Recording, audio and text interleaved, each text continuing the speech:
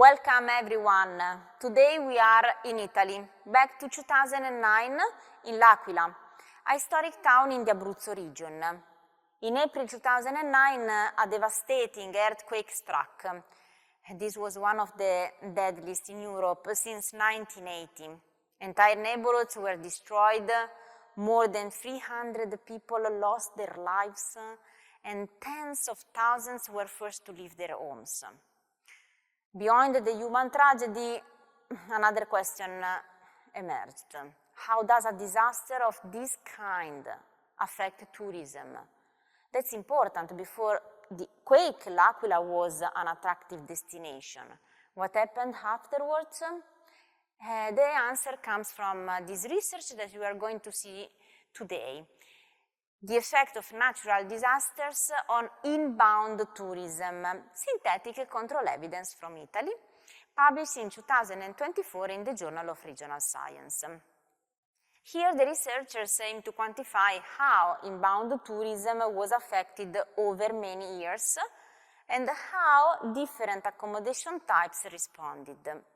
But methodologically speaking, how can we address this research question? It's not easy, because we essentially like to know what would the tourism flows in L'Aquila have looked like if the earthquake never happened.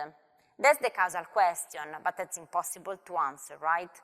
The trouble is, there is no identical L'Aquila that escaped the quake, but had everything else the same before 2009. We lack what we call a natural counterfactual. To deal with this, we use a specific methodology, the synthetic control method, that builds a synthetic L'Aquila. It is a weighted mix of other provinces in Italy that did not suffer from the quake. These provinces are similar to L'Aquila in important ways before 2009. They had comparable tourist flows, economic activity, other features. The collection of these provinces is called the donor pool, where each province is assigned a weight between 0 and 1. And of course, provinces that look very similar to L'Aquila before the quake get higher weights. Now, this donor pool, this synthetic L'Aquila, behaves like a what-if scenario. So what tourism would have looked like in L'Aquila had the quake not happened. Now, the difference between the synthetic L'Aquila and the real L'Aquila gives us a cleaner estimate of the causal effect of the earthquake on tourism. Now, the methodology more specifically. The treated unit is L'Aquila province, and the treatment year is 2009, when the earthquake struck. The pre-treatment period is 1996-2008, earthquake. Post-treatment period 2010-2019. Now, the authors use annual data for tourist arrivals and overnight stays, separately for hotel and non-hotel accommodations. The donor pool is all Italian provinces not impacted by the 2009 event.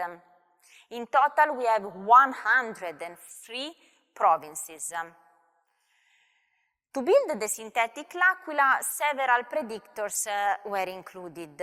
For example, the number of UNESCO inscriptions, per capita added value, crimes per capita, but also bed capacity in hotel and non-hotel accommodation, scheduled flights, and also a dummy variable for coastal province status.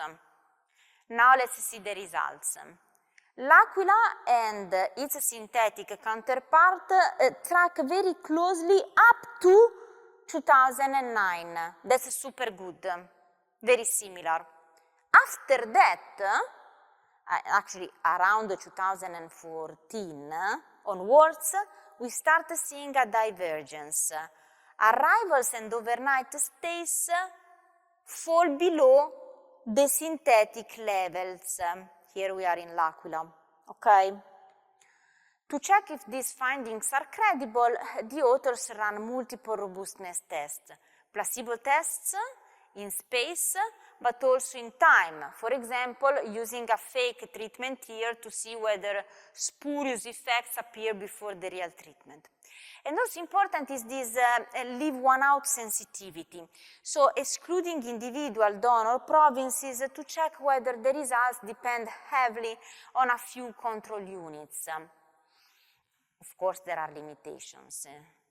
Among others, the analysis here is at the province level, not at the specific municipal level. And so there are external validity issues because L'Aquila represents a very specific case, rich heritage, high-income country, slow reconstruction. So the effects may differ in other contexts. And this is a call for you. Could similar analysis be done at the municipal level or after other disasters in Italy or in other countries? That's up to you. Go and build a synthetic clone.